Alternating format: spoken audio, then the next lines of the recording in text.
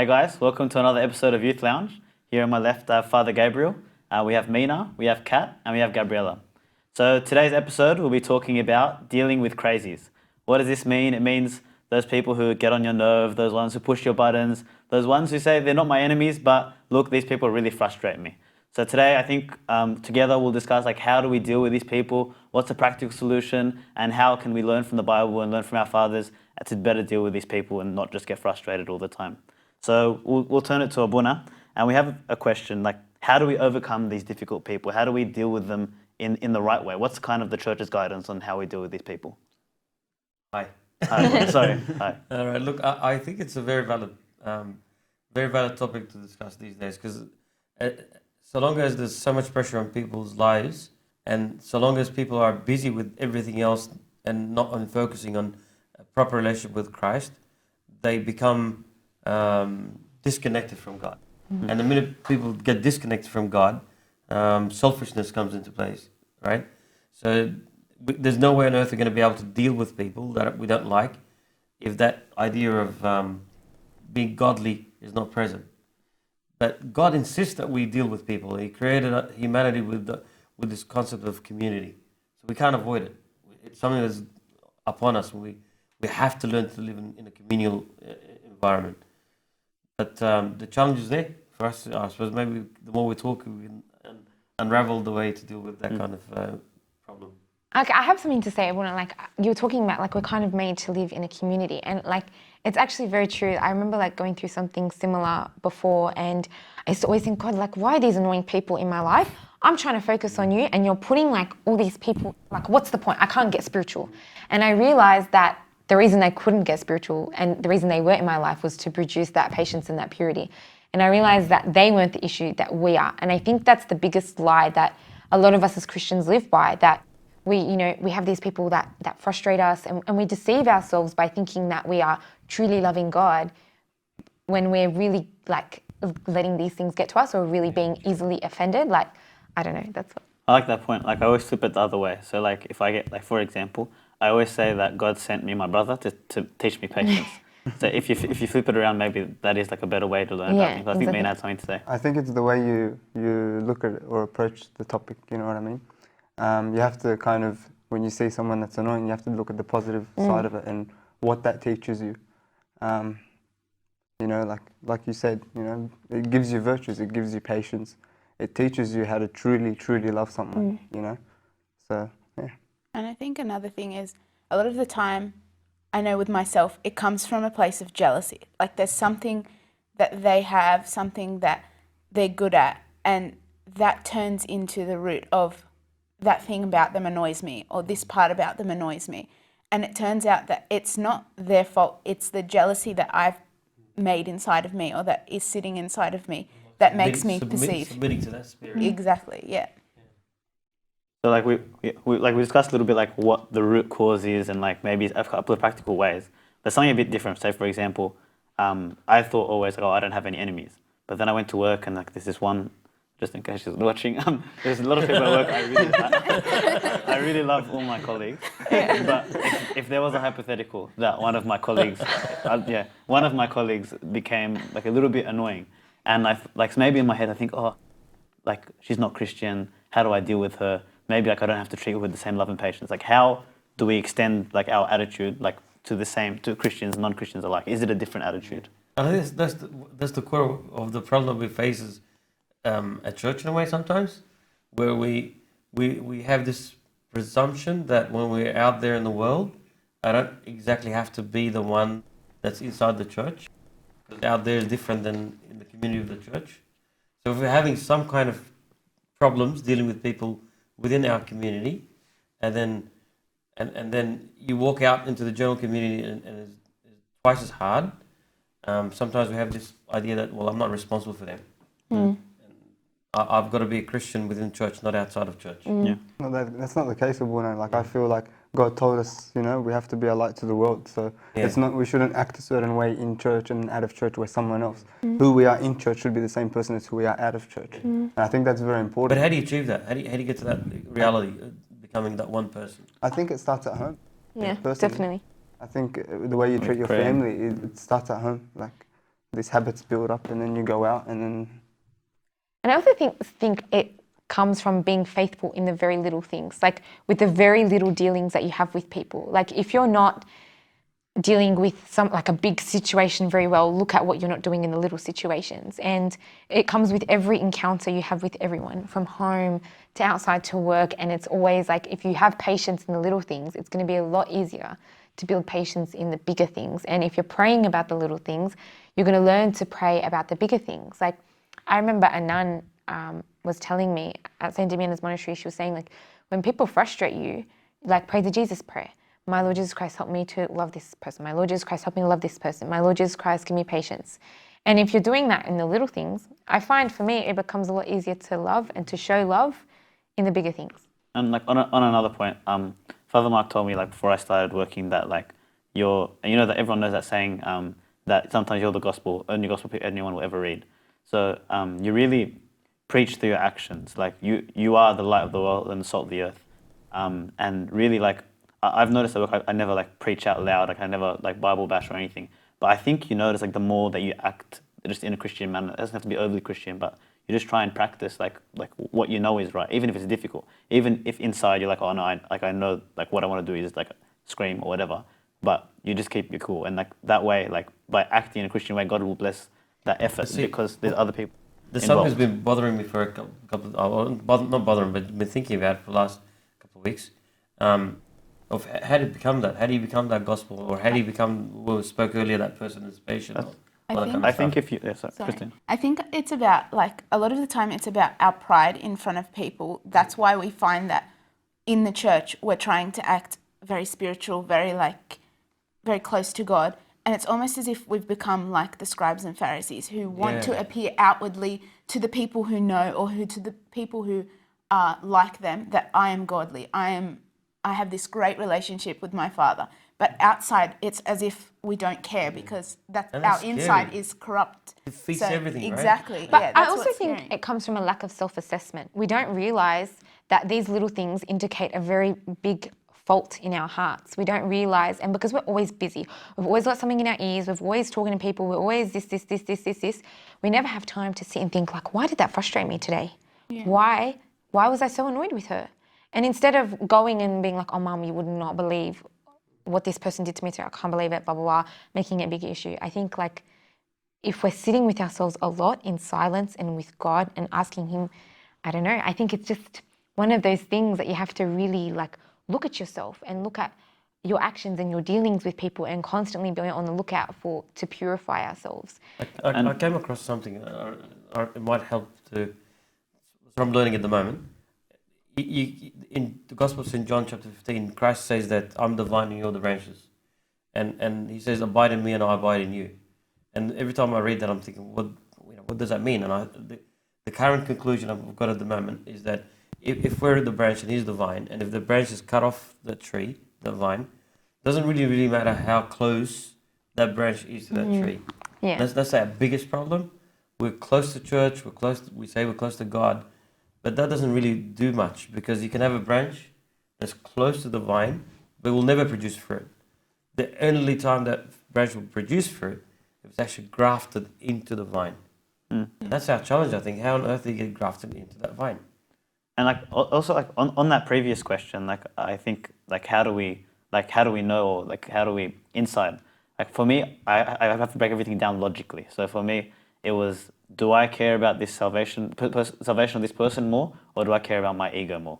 And like I think that's a really important test question, because like, do I have love in me? Do I love God? Like, is God love inside me? Because then if it is, then like I will actually care about the salvation of this person more than like my ego. But I think it's not about their salvation. It's about your fault. Like there is a part in their salvation and the reason that we don't care, but we should really be caring about the problem that is in me, that hole that is in my heart. Why can't I love? Why is my ego so big? I tend not to focus on the inside. Like I think the more you focus on other people, like I think that could breed like bad habits. Oh, I'm so bad. Like, what am I doing wrong? And then you just forget to actually care about the other person. I think if you really like set your mind towards like, do I love this person? Am I loving other people? What am I doing wrong to this person? And but even if you come to the point of realization and you realize your faults, go back in our own lives. Do you really think that we've got the power to do it on to our own. actually go ahead and do Yeah. anything about it. That's why you have to look at. Well, that's the point. Like, if you don't get to this place where you've got God going right through you, You have to It's have not that gonna personal happen. relationship with God It to won't be work very any other way. strong. You know, just like to be a true vine. You know, part of Him. To be able like love everybody around you. You know, Yeah. if you look at Christ's life, we have to try and imitate Christ. Yeah. You And know, when he was mourning the death of John the Baptist, there was 100 people coming at him, but he still had compassion on them because he saw that they were lost sheep. Yeah. You know, and he put that aside because of his love for them. He still attended to them, and he still, you know, preached to them and spoke to them. And that's and then after that, he went into the wilderness and took his alone time with the Father. And that's Because something I think very if we important. leave it to our own vices and strength and abilities, we will always falter. Yeah. And I think we've got overconfidence. Isn't this the biggest problem with the generation of our humanity, that we've got this idea of, instead of God being the I am, I become the I am. Yeah. I heard Trump today said, I am who I am. Can you believe that? Oh my God. Yeah, it's scary.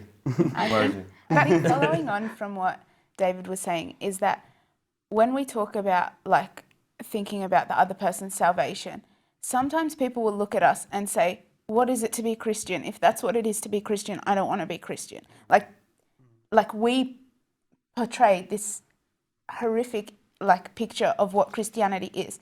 Whereas if we acted like our Father acted, as Jesus acted on this earth, a lot more people would be touched by our actions. Yeah. And so that's what even the Dalai Lama said, and he said, I like your Christians. Christ, Yeah, but I Christ, don't like yeah. your Christians. And that's a very true thing. So it's how can we be like Christ? And the only way to do that is to seek him and to learn more about him by reading.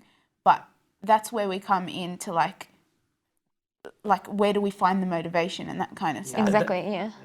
Yeah, sorry, no, because I was saying, like, I was thinking in my head, like, I feel like for me, this is all stuff I know. I know I have to be a good example. I know I have to love, but not for my own love. I know, but I don't do. And I don't, like, practically, like, think of ways that I can truly reach out in certain examples to be God's love. Like, I think that's also a problem with our generation. We know too much and we do too little.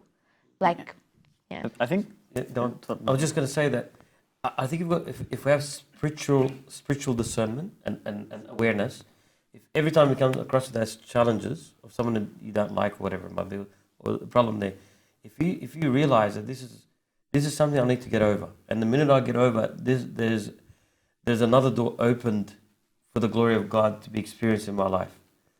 I don't know if we get that. It's like, you know, those games where you've got a challenge, and if you get over that challenge, something wonderful happens. I think it's like that in a way. That every time that challenge comes around, it's a challenge to my breaking out of my normal broken human being into being more into the image of the Messiah. So the more I'm aware of that, and I submit to God's love to be poured in my heart to go ahead and let that pain be experienced, but then behind it there's the potential of glory. You will taste Christ even closer.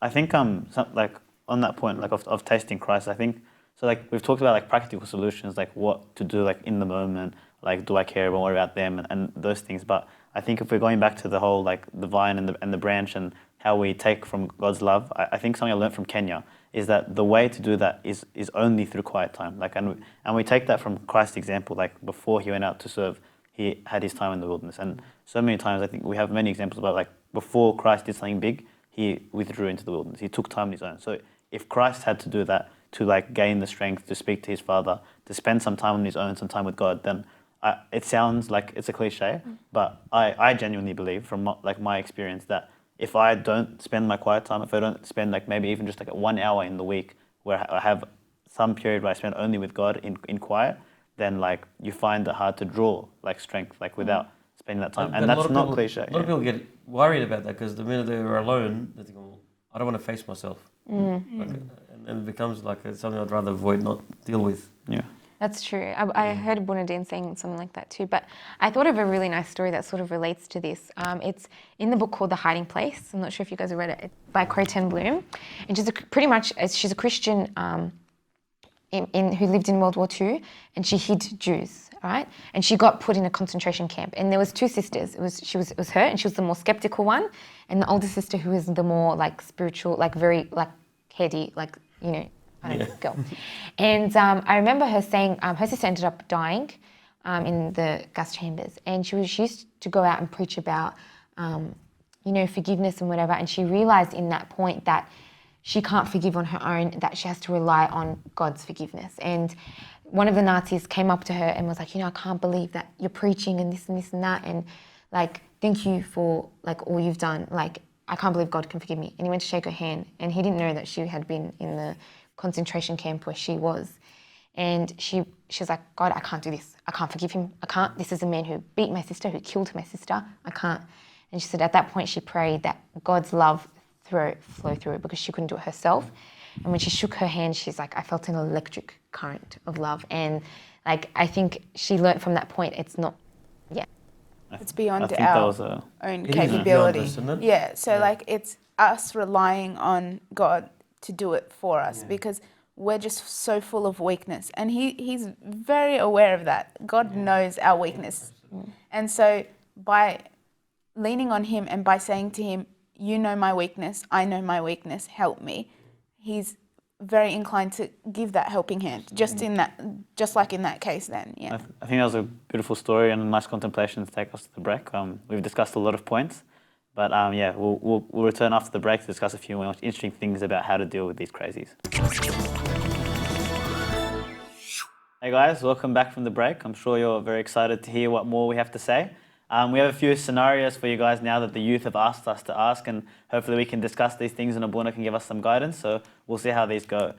The first scenario we've been given: if someone is too difficult to deal with and you can only take so much of them, should you force yourself to spend more time with them? What do you guys think, Abuna? What do you think? Very challenging question. It is. Yeah, look, naturally speaking, obviously, we would say no. Yeah. But if you come from a spiritual angle, no, you'll find that there should never ever be a reason why you cut off from someone except my contribution, except that person is going to pull you out of your belief in Christ or your spiritual doctrine, or they're going to bring negative, wrong teachings in your life or behavior, whatever it might be, like stuff like that. Yeah, but otherwise, there should never ever be a reason why you cut off from someone. But you should also, I suppose, know your potentials and weaknesses, so you don't push yourself to the extent where you start to behave in a way that's going to be unorderly, that you cause more damage than you're going to be helpful. So you've got to know your limits, and you've got to go as far as you can, and lay down your life as far as you can for the ones around you, because they could be hurting more than you are. But without that having the impact on your spiritual life. I think that's the measure that you got to be careful with. Do you think sometimes we trick ourselves, saying, "Oh, he's affecting my spiritual life," or "She's affecting my spiritual life"? Do we use it as an excuse? No, but I find there are some people, like, I'm happy to like forgive them for what they've done and whatever, but I physically, like, I get really high blood pressure. Like, I know that sounds really bad and it's going against everything we've discussed so far, but honestly, practically speaking, there will be some people that just, I can't be in the same room. But then is that true forgiveness? Because if you truly forgive someone, then shouldn't it be that it's like all... No, I don't believe in that, because the situation... no, I'm sorry. But honestly, if you forgive someone, it's not changing their personality. It's not, you're still going to have the same issues. I think the journey of Christianity is that you eventually, as our fathers in the past have said, you've got to become that being of love. Mm-hmm. Right? That's a terminology that's very well known in the teaching within Christianity, that you can eventually be converted to a place where you are a being of love. And what that means is that you've reached a place where you've got the image of God in you as we've been created, but then you're fulfilling the likeness of God. You're becoming like God, like Jesus in fullness. And that's reachable, and he can receive it, right? And in that place, you can't say, I can't bear sitting in the same room with them. Mm-hmm. It doesn't make sense. It's a clash of realities. Yeah. But what about where does it come when you're being wise? Like you were saying, knowing your potential. Yeah, well, wisdom comes in where you got to distinguish that person is now insisting on bringing bad teaching into my life or behavior, it might be. I'd rather just step out of that, because the Bible tells us, don't be fooled. Bad company corrupts good habits. So I've got to work out what is this. Yeah. So if is it not real forgiveness if you don't want to spend time with them? Like what if you don't want to spend time with someone because they've done something to hurt you or whatever, and it's really annoying, but like you still go into your room and you pray for them?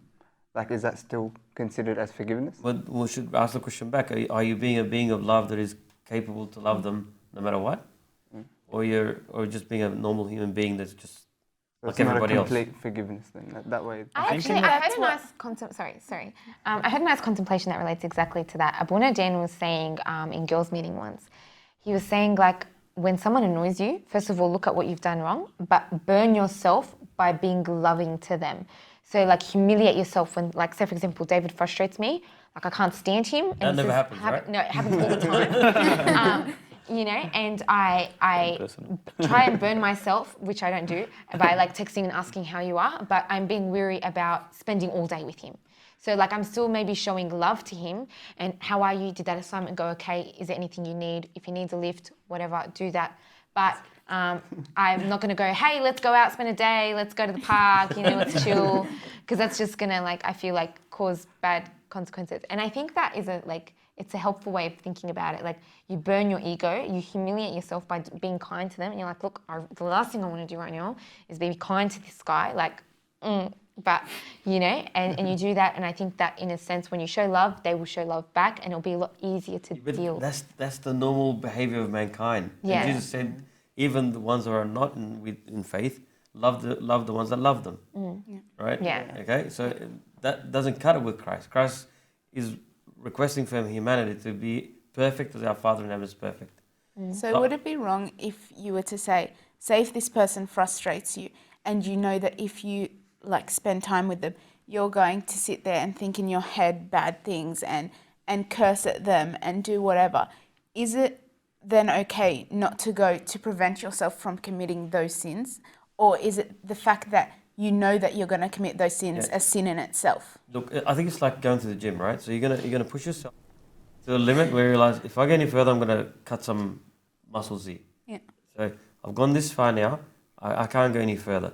So I retreat back into re-strengthening myself and then go out again. Yeah. And that's the idea of it, that I break my being as far as it can go. And then I say, hang on, I can't get any further than this. I retreat back to God. God, strengthen me. Yeah.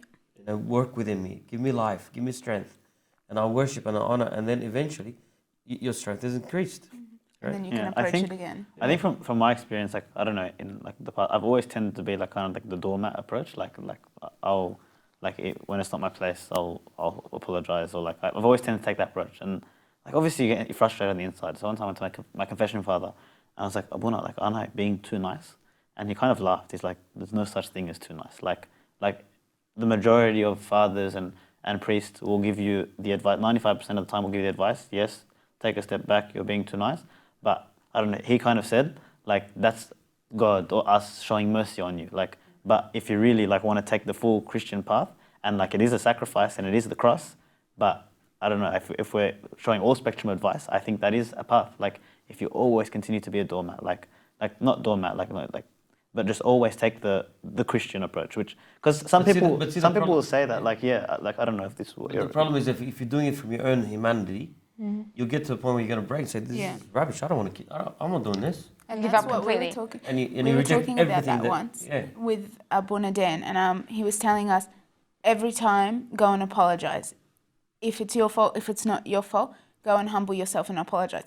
I was like, Abuna, don't you get to an extent where you just get sick of apologizing? You're always the one apologizing, even when you don't do anything wrong, and you just get so sick of it, and you want someone else to apologize instead. And he's like, but did God ever stop apologizing? No, like we have to be the same. We have to, so our humanity will stop us from it, but seeking Him will help us to continue to humble ourselves. Sometimes this is real and real life experiences. You also need to be careful that in the objective is not the apology. The objective is you being a being of love. So that there are times if you keep apologizing over nothing, you're not helping anybody. Yeah. You're actually causing them to be more sinful than what they are in this. I don't think so, Abuna. I think like if you're doing it in a right spirit, I think if you're really doing it from the spirit, like you genuinely think if I do this, then like this person will see the kindness, even if he doesn't see the Yeah. kindness. No, but you it's know the right what? thing to do. I think if you keep doing it, God blesses. I sort of agree Like- with Buna because there's sometimes, like for example, my child or someone that looks up to me or my Sunday school kid and I'm constantly apologizing, they're going to think, okay, cool, sweet, what I'm doing is okay. You can apologize, but also make them know, like, you know, what you did wasn't okay. Like, communication isn't wrong.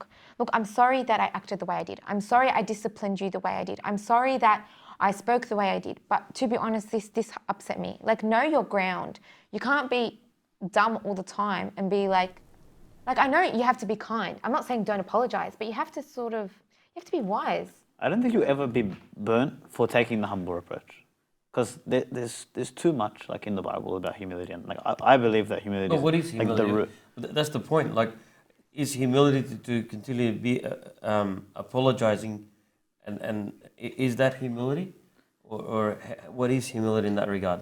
I think understanding yourself, but understanding that you're nothing. Yeah. You know, I agree. like no matter who you are in the world, in Psalm 143, I think it is, it says, you know, no one living is righteous in God's eyes, which we're not.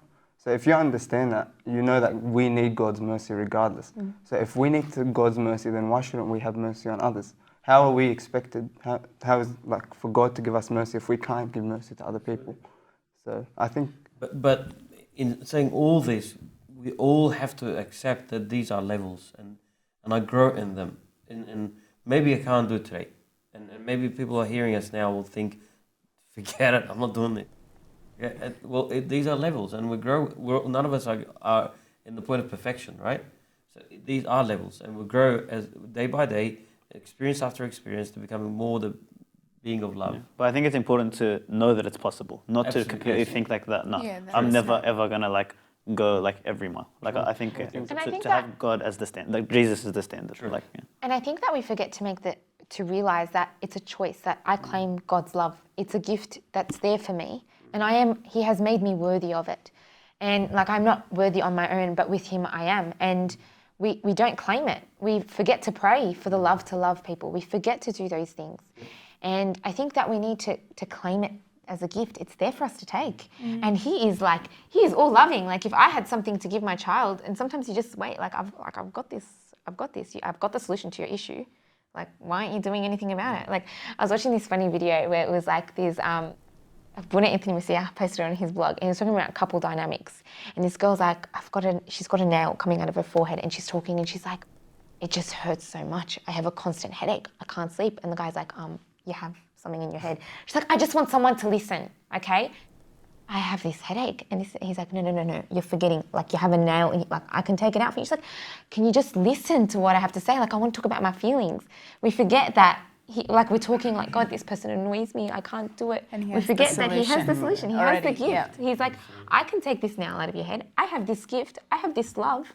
And you're not taking it. Like, we're dumb sheep. We're not, like, we forget to claim it. This is a choice. I have a choice to love. And I claim it as a gift from Him. And you claim it in being real with yourself and say, Yeah. I can't do it. And you bow in front of Him and say, strengthen me. Give me the power. See, God wants to fill us in every aspect. Through the Holy Spirit, we become a dwelling for Him. Through receiving Holy Communion, He enters our body and becomes one with us. And in both of these things become sons and daughters of the Father. So the Trinity, God Himself, really wants to fill us with all these gifts. Yeah, so I think that's it's great that we spent a lot of good time on that scenario, and I think like we all learned something, we all had something to offer. We'll move on to another scenario that one of the youth has asked. This one says, how do we remain patient, and what do we do when our close friends are hanging out with new people and start to become like them to the point where it's difficult to be around them? It's a bit of a difficult one. I think that one's particularly hard because, again, jealousy plays a role in that, in the fact that your friends now have new friends, and the fact that you feel like you're competing for their attention. And so to you, that may appear that this person is annoying when they could really be a very nice person, but that barrier is blocking you. It's your own perception of them, the fact that they're, like, your friend Losing is, them or something. your friend is spending more time with them. You start to find that you're like, oh, she does that, that's annoying, or look what she did then, or, and so Start a to lot of become the picky time, on things, yeah, right? exactly. Yeah. You pick out every small thing and you don't realize you have a plank in your eye. You're looking at the speck in their eye and you have a plank in yours. So Very. like, I think that like it's important to notice that it is us initially, and then once we look into ourselves, we can kind of decide like But how the to deal question with is it. more like, what if they What if it's really, affecting their spiritual life? yeah, you know? what if they really are changing, and you know, you're sitting there watching this, right? I think it's the way you act around them. I think you shouldn't change.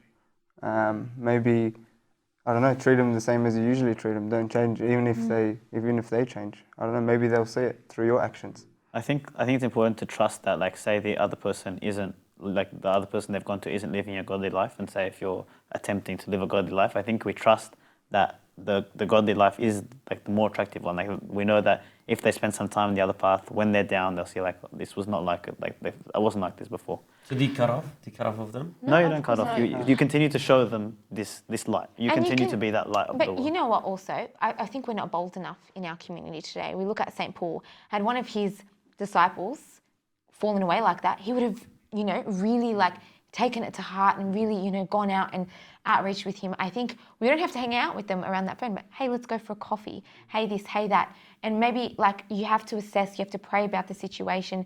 Some people, like I know, have some friends that they can cop like I know my sister, she can cop the tough love. What are you doing with your life? How are you living? This is not you. This is not what you want.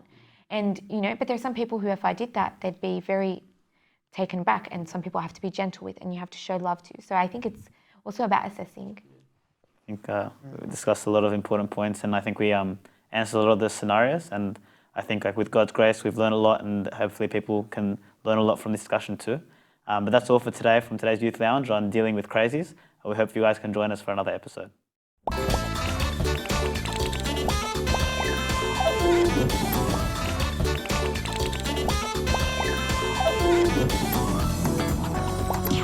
Crazies.